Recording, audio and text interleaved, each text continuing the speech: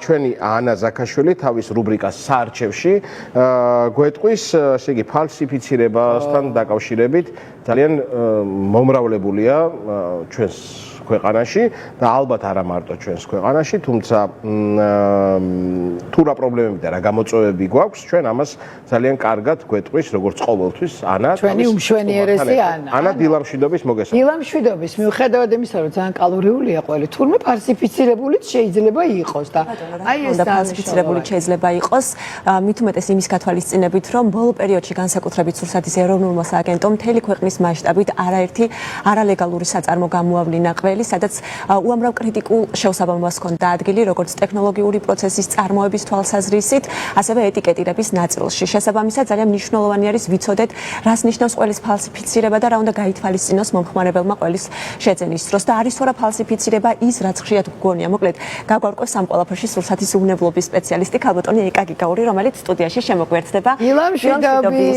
მიხარია თქვენი დანახვა. გამარჯობა. ძალიან დიდი მადლობა გადაცემაში სტუმრობისთვის ქალბატონო ეკა. ჩვენ საუბრობდით იმაზე, თუ რა არის ფალსიფიცირება ყველის, იმიტომ რომ ძალიან ხშირად გგონია ხოლმე, რომ მაგალითად ძის ფხვნილისგან დამზადებული ყველი არის ფალსიფიცირებული ყველი. მოდი განვუმარტოთ მაყურებელს, რას ნიშნავს ყველის ფალსიფიცირება და რამდენად ხშირია ეს საქართველოში. მოგესალმებით, დიდი მადლობა მოწვევისთვის. მიხარია თქვენთან კიდევ ერთხელ ყოფნა. ჩვენც მადლობა. ზოგადად ფალსიფიცირება ნებისმიერი პროდუქტის ნიშნავს, რომ ეტიკეტზე მოცემული ინფორმაცია არის შეცვლილი, გაყალბებული. ამ შემთხვევაში, როდესაც ჩვენ ვსაუბრობთ ყველზე, არსებობს საქართველოში ტექნიკური რეგლამენტი ყველის და რძის პროდუქტების, სადაც ნათლად არის მოცემული თითოეული რძის პროდუქტის და რძის შემცველი პროდუქტის განმარტება, თუ რას წარმოადგენს ესა თუ ის პროდუქტი. იმ შემთხვევაში, როდესაც ჩვენ ვსაუბრობთ ყველზე, ყველი არის რძისგან დამზადებული პროდუქტი, რომელშიც არის ფერმენტაციისთვის სპეციალური კულტურები შეყვანილი და ნუ შეიძლება რომ მარილი იყოს, ასე ვთქვათ, მოცემული. როდესაც ასე ვთქვათ, მწარმოებელი ეტიკეტზე წერს, რომ ეს არის პროდუქტი ყველი, მაგრამ შემადგენლობაში არის მაგალითად მცენარეული ცხიმი, ეგრეთ წოდებული პალმის ცხიმი ან რძის ფხვნილზე ვსაუბრობთ, ხო? მაგალითად, ხო, ესეთი პროდუქტები, მაშინ ეს ითვლება ფალსიფიცირებულ პროდუქტად და განიხილება მომხმარებლის შეცდომაში შეყვანად. კანონმდებლობით ეს ქმედება, რა თქმა უნდა, ისჯება. მაშინ რა უნდა გააკეთოს მწარმოებელმა, პირობითად კეთილსინდისიერმა მწარმოებელმა, რომ არ მოატყუოს მომხმარებელი და ჩვენ ვიცოდეთ, ვყიდულობთ ნატურალური რძისგან დამზადებულ პროდუქტს თუ ფალსიფიცირებულს თუ უბრალოდ სხვა კვებით იღებულ რა თქმა უნდა, პირველ რიგში ის ადამიანი, ის კომპანია, ინდმეწარმე თუ შეზღუდული პასუხისმგებლობის საწარმო, როდესაც გადაწყვეტ რძის პროდუქტების წარმოებას, მას უნდა გქონდეს ეკონომიკური საქმიანობა ამ პროდუქტების როდესაც ეხება ესეთ პროდუქტებს, უნდა გქონდეს აღიარება სურსათის ეროვნული სააგენტოს მხრიდან და მხოლოდ ამის შემდეგ შეიძლება რომ მან მისცევს თავის უფლება, რომ გააკეთოს ეს პროდუქტი, რომელსაც ეწოდება ყველი, ან თუნდაც რძის შემცველი პროდუქტი, იმიტომ რომ რძის შემცველ პროდუქტშიც ეტიკეტზე წაგვიკითხავს ესეთი განმარტებაც პროდუქტების, შედის რძეც და შედის რძის შემცვლელიც, ანუ მცენარეული ცხიმი, პალმის ცხიმი, ან სხვა ტიპის მცენარეული ცხიმები. ამიტომ თვითონ ეტიკეტირების ნაწილში რა არის მისი ვალდებულება? ეს გვაინტერესებს ხოლმე ჩვენ, იმიტომ რომ ჩვენ დახლზე ვხვდებით ამ პროდუქტს და იქით რა ხდება, იმას ჩვენ ვერ ვაკონტროლებთ. აი, დახლზე დადებულ პროდუქტზე რა უნდა წავიკითხოთ, ანუ რა ვალდებულება აქვს ეტიკეტირების ნაწილში? ჩვენ შევხედავთ ამ ყველაფერს მომხმარებლის თვალით, მაშინ ჩვენ უნდა წავიკითხოთ მასზე, რომ ეს არის თუ მას ეწოდება ყველი ესეთ პროდუქტს, უნდა გქონდეს ნედლი რძისგან დამზადებული პროდუქტი უნდა იყოს და სხვადასხვა კულტურები შეიძლება რომ ფერმენტაციისთვის გამოვიყენოთ.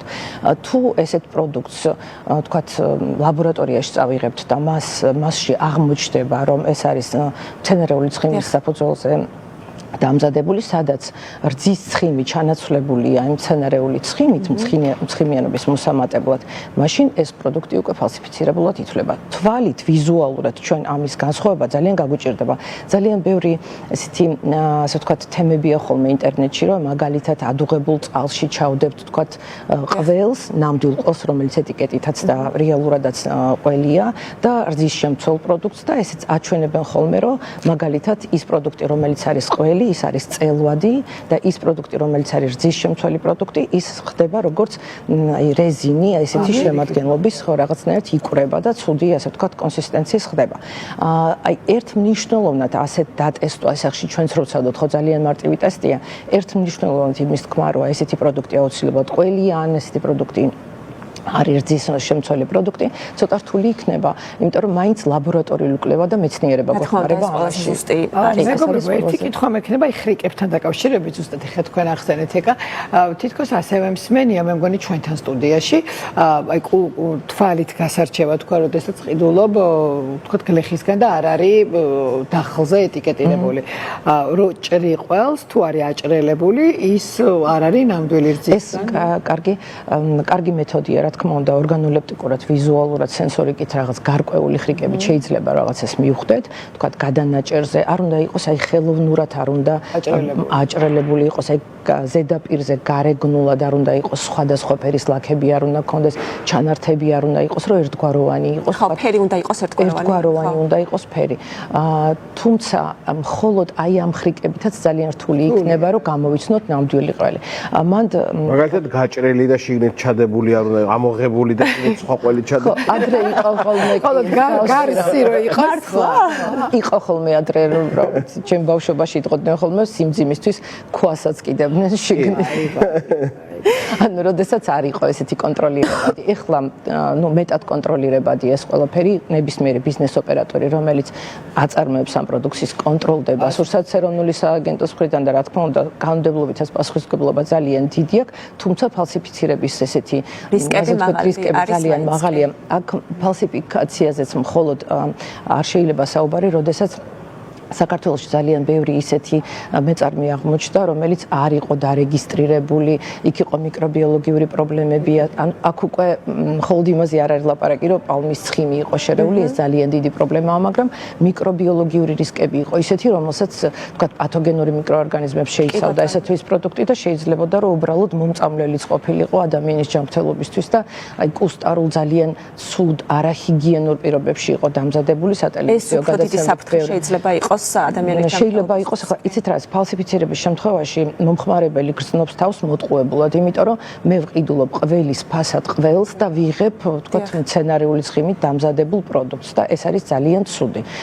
მაგრამ იმ შემთხვევაში, როდესაც არ ესმის იგივე, თქვათ, გლეხს ან სხვადასხვა მეწარმეს, რომელიც თვითნებურად ამზადებს უკონტროლოთ რამეს, აი გლეხების გასაგონად ან ამ სფეროში არსებული ადამიანების მოღვაწე ადამიანების გასაგონად ვიტყვი იმას, რომ ძალიან დიდი მნიშვნელობა აქვს იმასაც კი თუ საქონელი რა პერიოდში იყო, თქვათ, რაღაც დაავადებული და თუ მაშინ იყო მოწვეული აცრასთან დაკავშირებით თუ იყო იგივე ანტიბიოტიკები, რომელიც რძეში სულ ახლახანს იყო ესეთი შემთხვევა, როდესაც რძეში აღმოჩნდა ანტიბიოტიკი და კარგად ვიცით, რომ ეს ისეთი ქიმიური რისკია, რომელიც მზა პროდუქტში აღმოჩნდებოდა. იგივე ცნობილი, თქვათ, საკვები, რომელიც საქონლისთვის იყო, ძროხისთვის კონკრეტულად იყო მიწოდებული და მე შემდგომ მასში, ასე ვთქვათ, აღმოჩენილი სხვადასხვა აფლატოქსინი და სხვადასხვა ქიმიური საფრთხეები იყო და რა თქმა უნდა, ეს თემა ფერმიდან სუფრამდე ჩვენ ქვეყანაშიც უნდა იყოს დაალაგებული. ეს იყო ევროპასთან ასოცირების ხელშეკრულების თანახმად იყო და უნდა იყოს, ასე ვთქვათ, შესრულებული, რომ ჩვენი ქვეყანაც იმ ქვეყნების რიგში იყოს, რომელშიც თქვათ უსაფრთხოა ადამიანისთვის სურსათის მირთმევა ნებისმიერი ტიპის, არა მარტო ყველის, არამედ ყველა იმ პროდუქტის, რომელსაც ჩვენ მივირთმევთ. დიახ, ქალბატონო ეკა, პალმის ცხიმზე ჩვენ არაერთხელ გვისაუბრია არა მხოლოდ ყველის, არამედ სხვა პროდუქტების შემცველობაშიც და ვიცით, რომ მისი ზედმეტი დოზით გამოყენება პროდუქტში შეიძლება კანცეროგენული აღმოჩნდეს და იწვევს კანცეროგენულ დაავადებებს. თუმცა მგონია, რომ ისევე როგორც ჩემ შემთხვევაში, ბევრი ჩვენი მაყურებლის შემთხვევაში ბუნდოვანებას იწევდეს რძის ფხვნილით დამზადებული პროდუქტი. ესეც შეიძლება ასეთი პროდუქტების მოხმარება სისტემატურად ჩვენი ჯანმრთელობისთვის საფრთხის შემცველი იყოს თუ რძის ფხვნილით დამზადებული რძის პროდუქტების მირთმევა არ არის საფრთხის შემცველი? არა, ნახეთ, რძის ფხვნილი თუ ის არის დამზადებული ჰიგიენურ პირობებში, თუ ამ რძის ფხვნილს აქვს ეტიკეტი, ის რა თქმა უნდა არ არის საშიში. ხშირ შემთხვევაში რძეზე უფრო კარგით შეიძლება იყოს იმ შემთხვევაში თუ მართლა სწორად არის დამზადებული რძის ფხვნილი და ის რძე არის ვთქვათ არაჰიგიენურ პირობებში. მისი გამოყენება ერთადერთი ძალიან დიდი დანაშაულია, როდესაც ეტიკეტზე არ აწერს, რომ პროდუქტი არის აღდგენილი რძისგან, ასე ვთქვათ, დამზადებული. აღდგენილი რძე კიდე არის ჩვეულებრივ რძის ფხვნილზე, როდესაც შედიხარ წყლით და აღადგენ იმ კონდიციამდე, რომელიც რძის, ასე ვთქვათ, პარამეტრებია ცილის და ცხიმის, ასე ვთქვათ, კი ბატონო, ძალიან ხშირად ჩვენ საუბრობდით ეთერს მიღმაც ამ საკითხზე, ეტიკეტირების დროს რა დანაშაულს ჩადიან ხოლმე მწარმოებლები, მათი ვალდებულება ხომ არის ის მაყურებელსაც რომ განვუმარტოთ, რომ თუ რძის ფხვნილის თუ რძის შემცველი პროდუქტისგან არის დამზადებული ესა თუ ის რძის პროდუქტი, აუცილებლად დიდი ასოებით უნდა იყოს ეტიკეტზე გამოტანილი, თუმცა დიდი ასოებით გამოტანილია ხოლმე მაგალითად ბრენდის სახელწოდება, ან ასე შემდეგ, მაგალითად ბებოს ყველი თუ ასე შემდეგ და ის ნაწილი რომ აი შემადგენლობის ნაწილი რაც ძალიან მნიშვნელოვანია, ხშირ შემთხვევაში პატარა ასოებით წერია ხოლმე და ესეც ითვლება მომხმარებლის შეცდომაში შეყვანის ერთ-ერთი მაგალითია.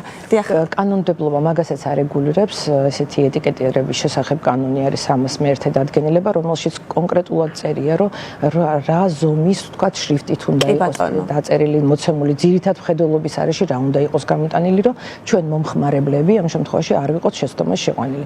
სიტყვა აი ბებოს ყველთან დაკავშირებით, სიტყვა ყველი ზოგადად არ შეიძლება გამოიყენოს მწარმოებელმა თუ სადმე შემადგენლობაში თვითონვე დეკლარირებს, რომ მას აქვს მცენარეული ცხიმი. ეს ყველი არ არის.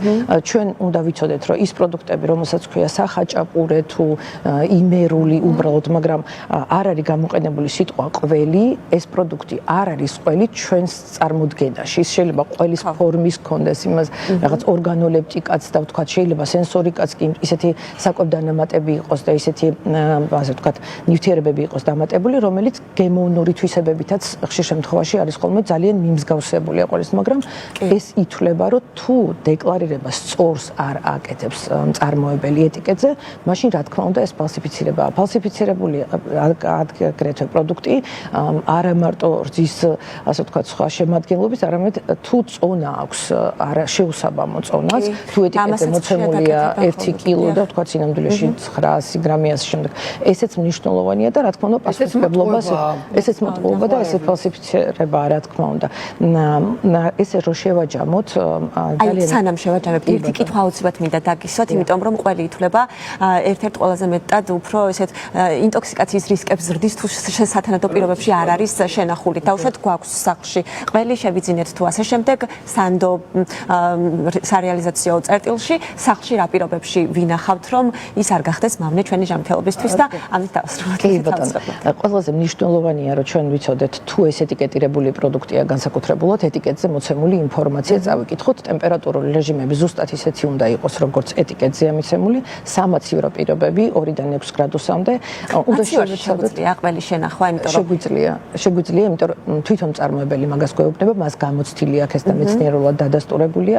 კარგი იქნება რომ მაცივრის კედელზე არ განვათავსოთ და იყოს მაცივრის შუაგულში მიტანილი ეს ყველი და ახურულ მდგომარეობაში თუ აი ცელოფანში არ არის რეკომენდირებული რომ იყოს შენახული. მე კიდევ ის ერთჯერადი ახვევ ხოლმე.